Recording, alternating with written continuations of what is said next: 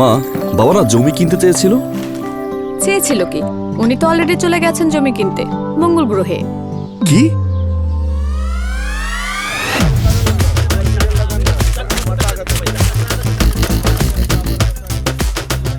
একদম authentic paper.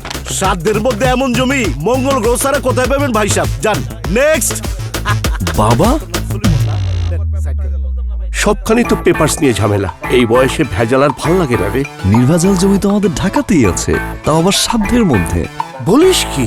হ্যাঁ, এই যে দেখো, ধানমন্ডি থেকে মাত্র কয়েক মিনিটের পথ স্বপ্ননিবাস আবাসন প্রকল্প। ওদের একটি সোসাইটির প্রতিটি প্লটই প্রকৃত অর্থে কর্নার প্লট।